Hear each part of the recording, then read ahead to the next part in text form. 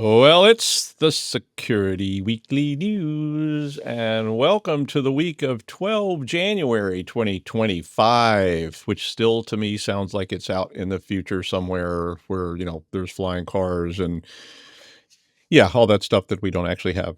But hey, we have AI, right? It's award season. I fully expect we're going to be getting some nominations for things like hottest shirtless talking heads or something like that. But I mean, maybe not me, but probably my co-host will definitely be getting some nominations for that. We've got endless smishing, beyond trust, CryptoReligion, Aviatrix, which sounds more interesting than it is, Azure, Little Red Books, AI abuse, Josh Marpet, and more on the Security Weekly News.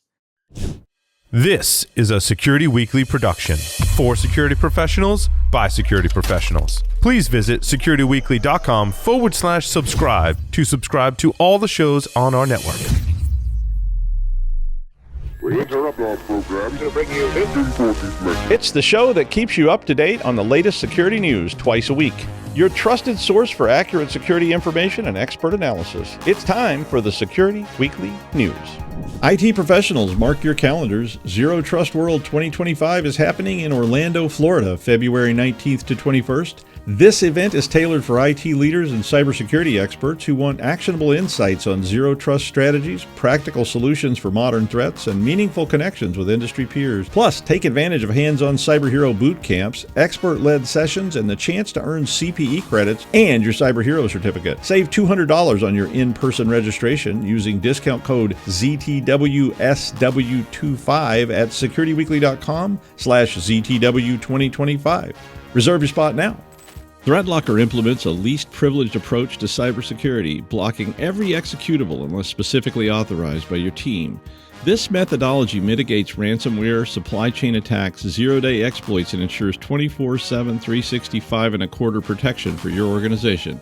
To learn more about how ThreatLocker can help prevent known and unknown threats in your digital environment, safeguard your data and operations from threat actors, and align your organization with respected compliance frameworks, visit securityweekly.com/threatlocker.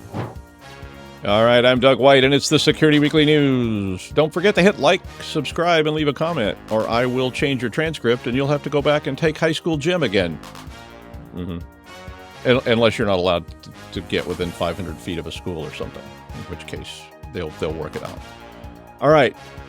It's been a week of silly texts for me and for a lot of people, right? Apparently my Easy Pass has got some astronomical amount of new charges from somebody just driving back and forth across the Verrazzano Narrows Bridge, 150 times. An iPhone that if only I will click this link, the iPhone is being held and it's going to actually be returned by the U.S. Postal Service to China if I don't click the link, and more. I've had a dozen packages. I've had, Nigerian princes. It was a big week for text. I just got 3 more this morning, including one from a European phone number that was telling me how they were at the local postal office, and I need to come down there and claim this package that had an iPhone in it. And I was like, how do you know there's an iPhone in it? It could be something else. You don't know what's in that package. But anyway, I had a whole set of alerts yesterday about all kinds of iPhone fraud stuff, about where they've apparently compromised AT&T and some other services, and they know when the phones are being shipped out. And they then use that to set up other fraudulent delivery. It was very elaborate. I'm not sure I'm supposed to be telling you about that. But anyway, this one in the story uses iMessage, and it's basically evident in almost all these I mentioned. Now, iMessage on iPhones has a built-in phishing protection, sort of. Basically, what happens on that is that when you get a text from an unknown source, meaning someone that's not in your contact list, the links are disabled. They're still there, but they're disabled.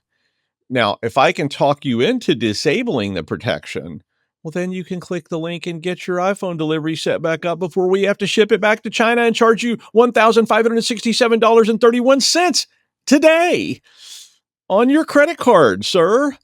So anyway, the way they're doing this is the messages all have a respond why to this text. and then exit the text and reopen it. So now, since you responded to the text, guess what? It's in your known contacts list. And now it doesn't matter if it's a guy named Ted in Brunei who actually wants to help you claim this amazing prize. It literally, you can click the links. The fake USPS shipping one and the fake unpaid toll one, I both had this on them. I've had several other ones, and I didn't check all of them. But basically, yeah, it's a real problem. Now, I will tell you this, bad guys have the best customer support. I will bet you there's somebody standing by to help you with that if you can't figure out how to type Y. Probably. It's a lot better than, say, some companies that we won't name. So it's probably time to send out that twice daily message you send all your people saying, don't click links in texts. Don't listen to guys named Ted in Brunei who are trying to help you walk through the process, or the amazing customer support over at ransomware.com. I mean, they are the best. The other thing I would say that I got out of this week is review your own approaches to this stuff. I got a whole pile of stuff this week.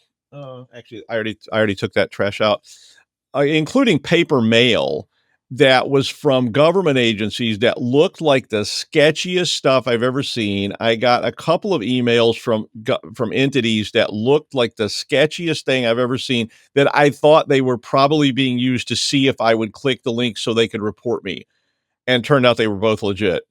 I was literally talking to this person on the phone going, is this legitimate? They're like, oh yeah, it is. We really wish you could fill out that form. And I'm like, dude, like, really? Like, you sent this out. It's got like all these stickers on it. It's offering me $1 if I'll fill this out. And this is supposedly a legitimate government survey. I don't think so. And the other one I got from, I can't say who I got it from, but I was just like, you know better than this. Really? Send this stuff out with a whole bunch of Excel spreadsheets attached to it and go, yeah, click here to find out. Like, yeah, right. Like anybody's going to do that. And you wonder why your sample size is small. Because that was what the first one was telling me. Yeah, we've gotten almost no response to our survey. And I went and looked. And in 2016, they sent out a similar survey. And they actually went on the evening news begging people to fill it out, saying it was legitimate. And I'm like, after all the money and time we spend trying to tell people don't click links, here's all the stuff you should look for, weird domains that don't match up. I got a government survey from a non-government domain. I'm like, yeah, who's going to click this? Nobody's sane. Get it together. We talked about Beyond Trust last week on the show and how they got a token stolen by the Chinese Silk Typhoon, and it was used to attack federal agency. It's kind of like naming your product Beyond Unbreakable Inflatable Friends and then finding out that balloons are pretty breakable. Yeah, it's a lot to live up to. Beyond Trust. Yeah. But CISA, the United States Cybersecurity and Infrastructure Agency, who has advised me that it's pronounced CISA, not CISA, they mandated that Beyond Trust has to be patched if you're subject to their will. Beyond Trust has to be patched by the 3rd of February, and the patches are available. So that should tell you something if you have Beyond Trust that maybe you should patch too. The vulnerabilities in Beyond Trust were found back in December and were in some of the remote support software as a service instances. And then of course they found more problems. But basically it all sort of leaned back into the attackers were able to steal an API key and use that to reset the password for local accounts. And Bob's your uncle. I'm in. I'm not going to type on my keyboard. I'll probably shut everything down. I'm in. But that led, now it's been disclosed that led to the Treasury Department breach we talked about a couple of weeks ago, or actually, yeah, maybe a week ago. And that's all now been officially linked to Silk Typhoon, which is, of course, a nation state backed attack group. They specifically were targeting this time. I mean, they've been targeting everybody. The Office of Foreign Asset Control, or OFAC, and they are the people that administer trade and economic sanctions on foreign interests. Wow. You got anything frozen? Maybe they'd like to know about it. And who could we contact to get their assets unfrozen? The Committee on Foreign Investment in the United States was compromised, along with the Treasury's Office of Financial Research Systems. Yeah.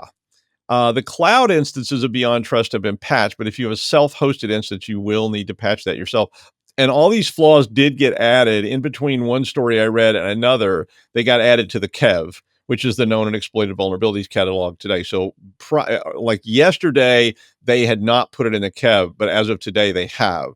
So regardless, API portals can be compromised if they're exposed, and they almost have to be exposed if that's how you're using them. So patch up, whether you need to patch up, whether you're required to or not, whether CISA or CISA or whoever can tell you what to do. Okay, on this story, I'm going to try to be polite. I have a thing with organized religion, but I'm going to try to be nice. Okay. I respect other people's views, but, you know, I try not to be snarky. A pastor was running a crypto pyramid scheme in Pasco, Washington. Now, the minister, what's the difference in a minister, a pastor, a priest, and a deacon? Well, let me tell you, when all four of them walk into a book, no, I'm not telling that joke. You'll just have to fill in the rest yourself. Well, this pastor in particular is getting 26 counts of fraud charge for running a crypto scam. Now, it seemed, and I don't even think this is really a crypto scam. So I saw crypto scam. I was like, okay, I like to report crypto scam. But it seems that this holy man, if that's an appropriate title, was asking his congregants, if that's an appropriate title, for money. Imagine that. Oh, okay. Sorry, I'm not going to be snarky, but no, but he was literally, up there on the dais saying, "You need to give me your money to invest in cryptocurrency." And I mean, like, okay. And this was apparently he was billing himself as a religious crypto advisor to a Spanish speaking community in rural Washington. And all this sounds bizarre. But the crypto apparently was called Solano Fi, according to the U.S. Department of Justice documents. The pastor claimed, like all good ideas about fake investments, the idea for the cryptocurrency came to him in a dream, and that it was safe and guaranteed investment by his dream. And, I mean, when I invest, I go find a guy who had a dream, right? I mean, like, I'm just like, hey, anybody here dreamed up something? Yeah. I mean, like last night you were thinking you should invest in this. Anyway, the claim was, like all these claims, the investment was probably going to generate at least 34.9% with a zero risk of loss, like all good dreams. Now, if I was dreaming it, the return would be even higher than that. If I was dreaming it, the return would be like 134.9%. I mean, like, you're not just going to make a little money. You're going to make like crazy amounts of money. I mean, like, gold is going to be falling from the sky. Yeah. Yeah. Can I get an amen? So it's Con Man 101. I mean, in reality, of course, there was no investment. The pastor, or whatever you want to call him, I'm not sure I'd call him a pastor at that point. I'm going to call him a con man. The con man just pocketed your investment and spent it on all kinds of stuff. Like when you see some minister driving a Rolls Royce with a giant diamond ring telling you they need more money. That actually happened to me once. But, well, anyway, when the people asked for their money back because they'd seen no returns or no information about it, they got threats. And they also not just got threats, but the pastor then started demanding that they give even more money. I'm like, my ball bat says no. But of the funds couldn't be returned. Of course, this was the next part. I'm so sorry. I want to give you your money back, but I can't get it out of the market right now. You're going to take a crazy loss because it's getting ready to pop. Just give it another couple of days and I'll get you a check. Okay. But I can give it to you today, but you're going to lose like 35% of your money, maybe 50%. I mean, the market's just got this little dip. It's going right back up. It'll be crazy. The check is in the post. Oh, I've got an option for you. Maybe you could get a smarter friend to buy out your account and then I can't give you your money back, but they will. I mean, you don't want the opportunity. Get your buddy to buy it from you. That may be the pyramid part. But anyway, they got told then that after all this, they get told, we can't get the money out because the Solano Fi system needs some updates and repairs, and we need more funds to do that, to extract your investment. Damn, I wish I was more evil. Man, I mean, I would definitely be, I'm telling you, I could be like an evil pastor. Yeah, I could see that. Let me tell you, I'm going to make you money. Oh, I don't want to start. But anyway, you might want to remind all your people that scams are nothing new. Religious scams are nothing new. Pyramid scams are nothing new. And crypto is new. but it's really nothing new. And crypto, even if it's legitimate, is a very, very dangerous and volatile investment unless you understand it. And you may say, I don't care if my people lose all their money. And I'm like, well, if your employees are losing all their money, they tend to become compromisable, and that could be problematic. So you might want to do that. So when somebody comes along selling Brother Boyardo coins that they saw in a dream, but they're kind of like chocolatey on the inside, you might want to pass, even if it means up giving those, giving up all those amazing returns. So this was just a straight ripoff, but it's a good lesson, and it's readable. So if you want to pass it along to friends and family, a CVSS 10.0 flaw in Aviatrix controllers is being exploited in the wild. Yeah. This flaw is a critical code execution problem, and it resulted in cryptojacking and backdoor deployment. And it just got a proof of concept published on the 11th of January by Wiz. So now Aviatrix controllers manage and connect multi-cloud environments together. So guess what? They have very high system privilege levels, and that makes them very big fat targets. Now, per the document, about 3% of cloud enterprise environments have Aviatrix controllers deployed, and 65% of those controllers um, had a lateral movement path to administrative control plane permissions. Ooh. Now, this is another API story. I should have put it with that other API story. I didn't think about that. The flaw is an API endpoint, and that API endpoint is sticking out into the void, right? Because people have to be able to connect to it to use it. And so, that's what the tokens and everything are for. And so when my app needs to validate whatever, it touches that API endpoint. Well, the flaw in the API endpoint would allow an unauthenticated person the ability to transmit instructions to the vulnerable server. So, now it has to be exposed, but it almost has to be exposed or it's not very useful. You really need to patch this if you are using Aviatrix controllers. This proof of concept is out.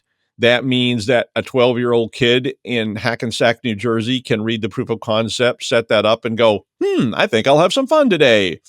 Yeah, you'll get got. So if you got these things, fix them. The patch is there, and it just frustrates me when people are like, get taken out, and there was a patch available. So patch. I know it. I know it's easy for me to say that. You've got other problems. Well, the MFA in Azure and Microsoft 365 was offline for 4 hours on Monday in Europe, mostly while we were all passed out or asleep or pacing the hallway in a dingy building, muttering, one day they'll see my dreams of being the first C programmer to play the MC in Cabaret. Yeah, I'll show them all, Waldo. I'll show them all. Waldo, you're not moving. Yeah. Anyway, that would be bad, right? I mean, if the MFA isn't working and everything depends on the MFA, and well, a lot like my Thai food order last night for dinner, you can't do it. Your employees can't log in, and well, they'll just sit around playing Nine Men's Morris or something all day, which is a game that they used to play in medieval Europe. If you don't know what it is, I gave it as a programming assignment one time, and I thought it would be easy, and it was not. Very unpopular programming assignment, the old Nine Men's Morris game. If you're out there and you remember that one. Users were unable, of course, to access Office 365, which means that you couldn't get on Zoom to talk to tech support to find out what was going on. Likewise, Azure, so you couldn't actually run your virtual desktop. So, yeah, you probably just sat there responding to texts about, prize winnings or iPhones. Minesweeper still worked, though, if you had that. The problems all started at 10:33 UTC in Norway, Spain, the Netherlands, and the UK. The outage was over in 4 hours, whatever it was. They didn't really say what caused this, but apparently some users in Chile and the United States were still reporting some issues, although they could just be psychosomatic, like it was slow or whatever, or maybe they were real. It's hard to say. But this was the second Azure outage in a week. There was a disruption in East US 2 region, which is a biggie, earlier this week that they said was due to a networking service config change. Hey, at least when the mainframe was down, they could call and yell at me, and then I could hang up on them. Or I could say, well, every minute I spend talking to you is another minute I don't spend fixing the problem. Which would you prefer? And sunspots. Yeah. All right. In other warnings, Trend Micro found activity on YouTube, which doesn't sound like anything new.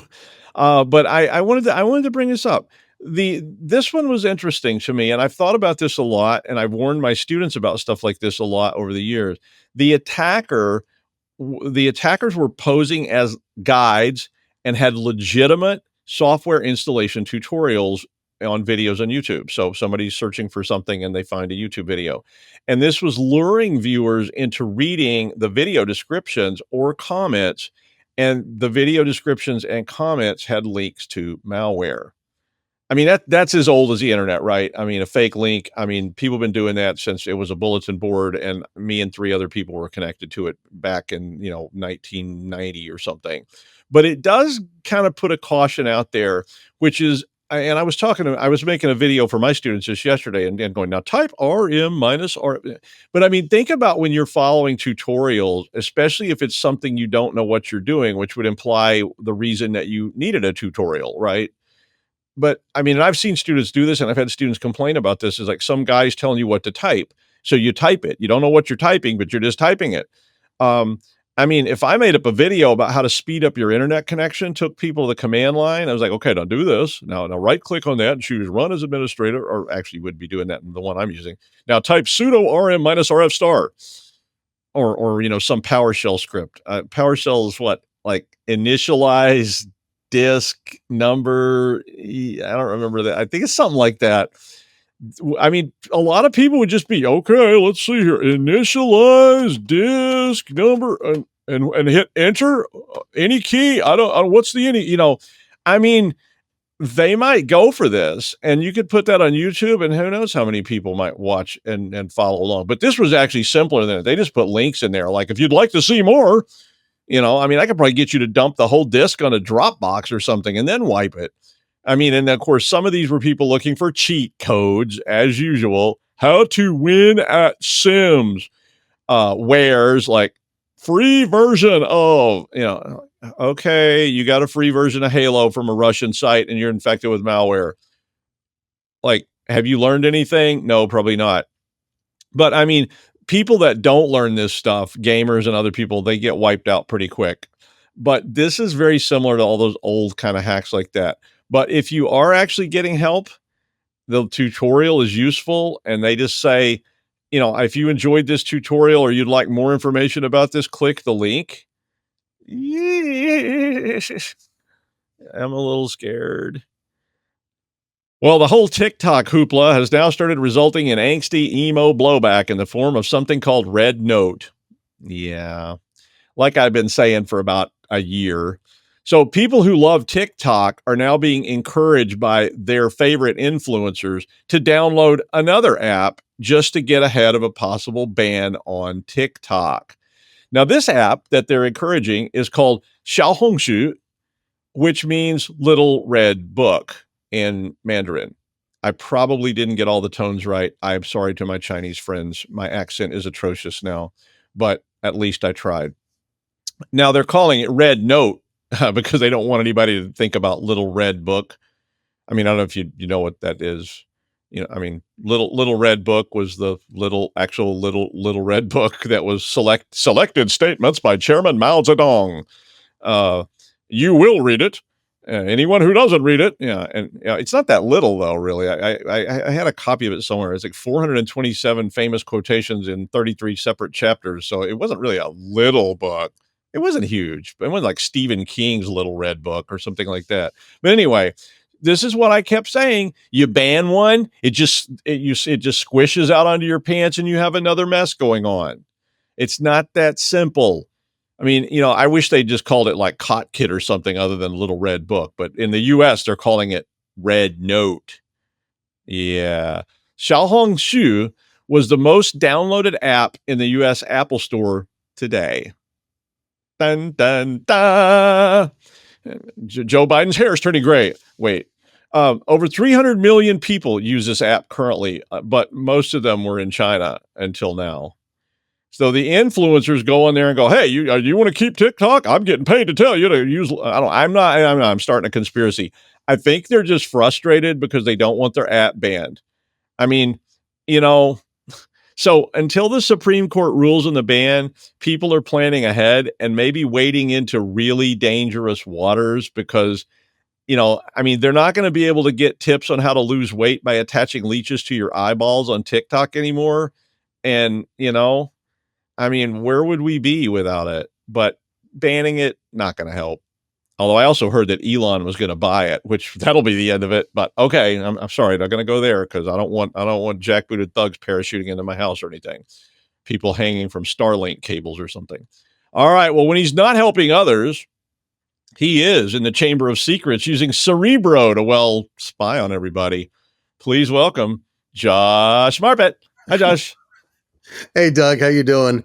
And I've got to say that the fact that the Little Red Book is one of the most downloaded apps in the US is not only terrifying, but horrifying.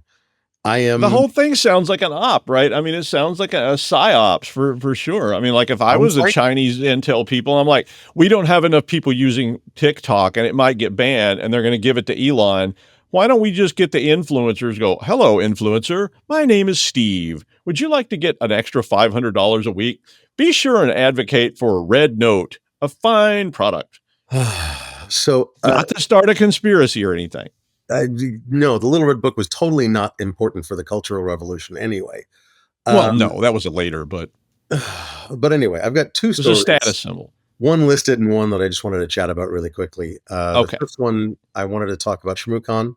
If you weren't aware, this past weekend, which I just got back yesterday from, was the final Shmoocon down in DC, and it was amazing. Heidi Potter and Bruce Potter, as normal, put on an amazing conference with great talks. The best LobbyCon in the flippin' world. It was literally like old home week. It was literally like all of my best friends, or 90% of them, a few people couldn't make it, were there. Hell, Mark Rogers, who broke his neck a few months ago, we had him on FaceTime on stage. Somebody was holding a phone up to their face, and so they made it FaceTime. And Mark Rogers talked to the crowd. It was wonderful. It was exhilarating. It was exciting to see so many people that I haven't seen for so long, to really have such a good time. It was pleasant. It was lovely. Almost no incidents. A couple people got drunk, big deal.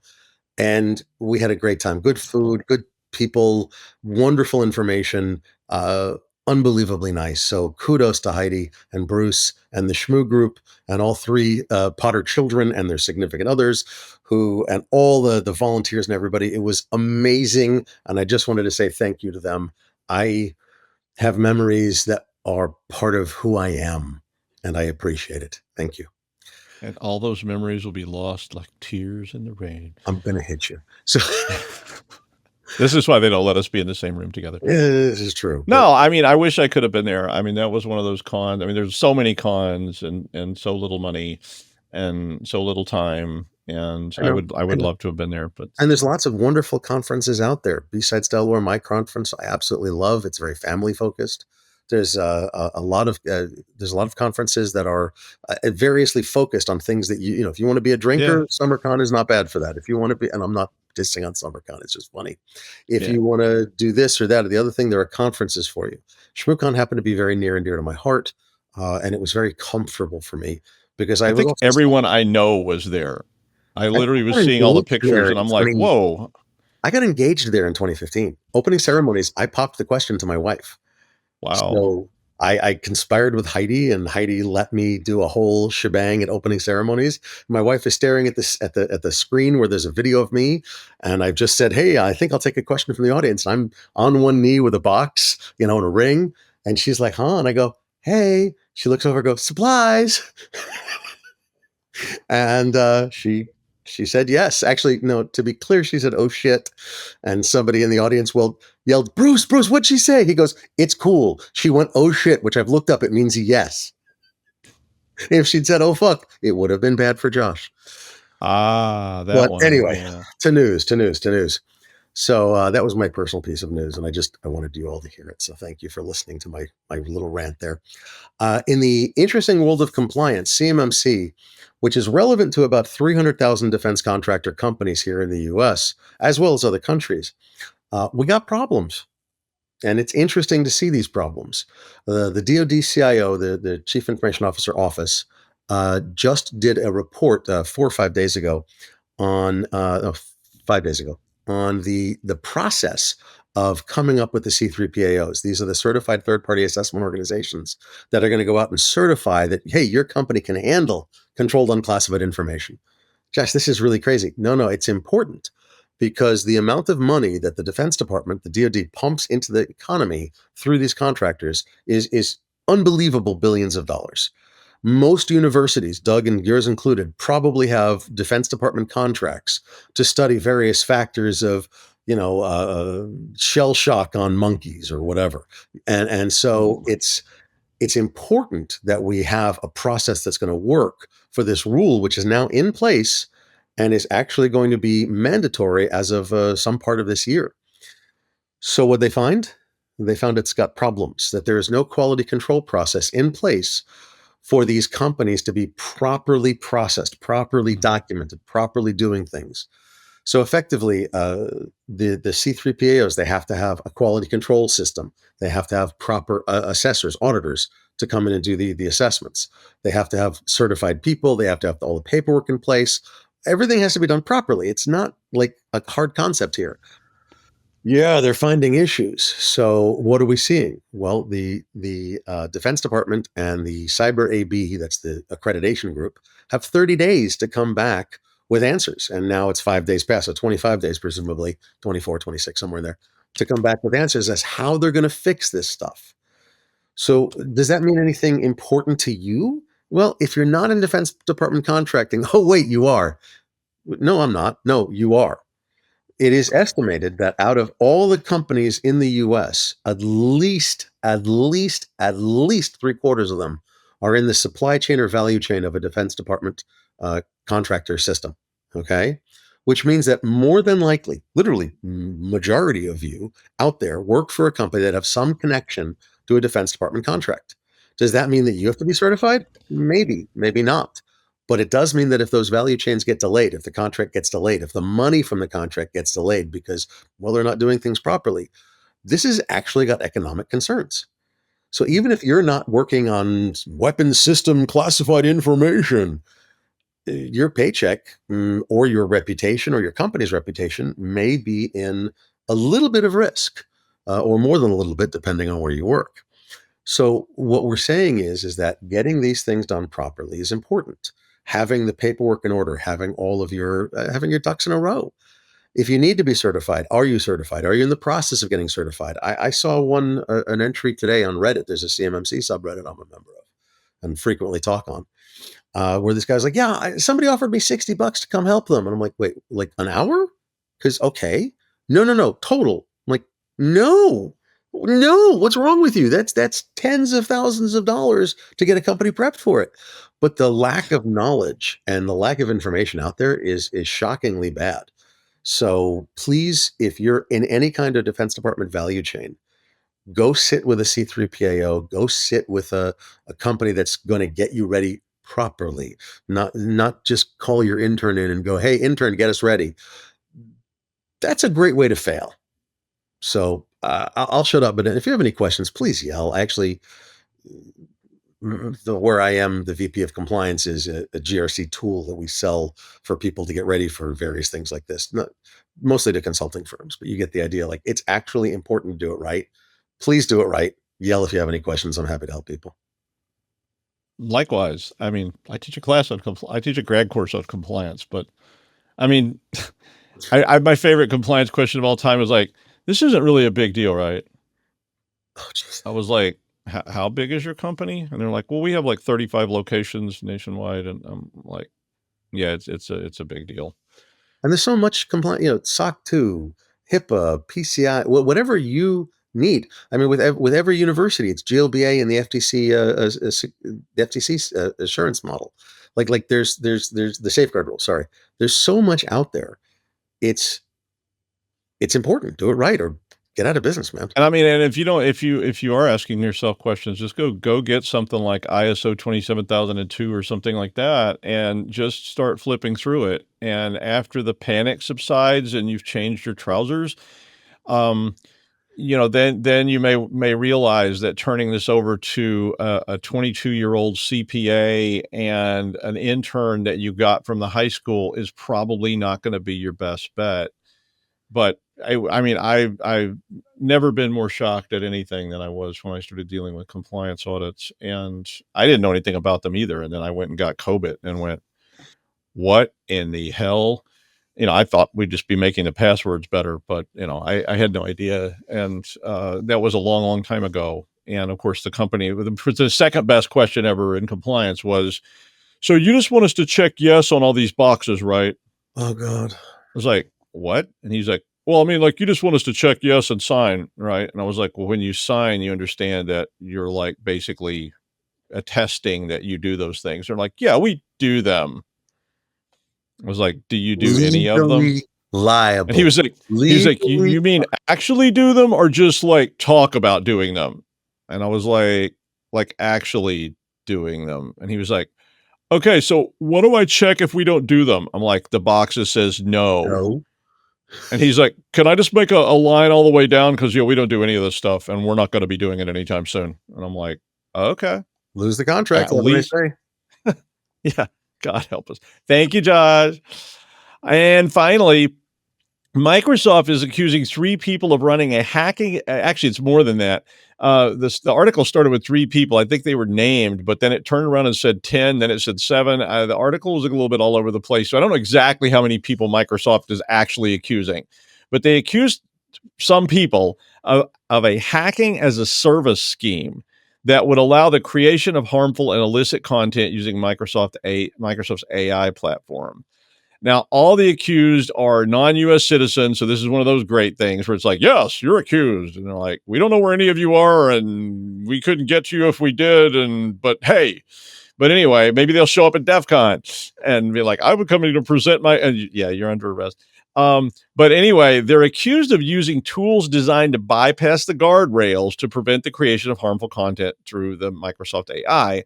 And they also compromised legitimate accounts so that they could run a fee-based platform that people could use to get to this stuff. 10 defendants were named. 3 of them are John Does, which, if you don't know what that means in the United States, John Doe and Jane Roe are names that are used to represent people whose names we don't know. Like Roe versus Wade, like people are always like, who is Roe? I'm like, it's an unnamed person, but we don't know who you are, but we're charging you. The access was being sold to a site that's been shut down called Reentry or rentry, I guess, rentry.org/DE3U. And it included detailed instructions that you paid for on how to use the AI to generate harmful and illicit content. Microsoft didn't exactly say what the illicit content was. The picture they showed was just of a lion, which I was like, is that illicit? I don't know. And hey, now that Facebook doesn't have any fact checkers, you can go crazy. But they also did not really say how the customer accounts were compromised. The policy says, of course, you can't use the AI to create sexual exploitation, abuse, erotic, pornographic, racist, all the usual things that you probably shouldn't be doing anyway, even if no AI is involved. But, when the Terminators eventually arise, they'll probably just be porn stars based on the amount of porn content AIs have had to deal with. I mean, when the AIs are all talking, like, what do the people want? Porn. All right, we're going to send Terminators. They'll be porn. I'm not going to get into what an army of unstoppable porn star Terminators is going to do, but I'll leave it to your imagination. But don't ask ChatGPT. It will deny the whole thing. I will next be live at the Millennium Alliance event in Dallas, Texas on the 28th and 29th of January, coming right up. I hope you'll be there too. If you're not, you can still maybe register. I'm not sure if they have any spots left, but if they do, thank you, Josh. And I will see you next time on the Security Weekly News.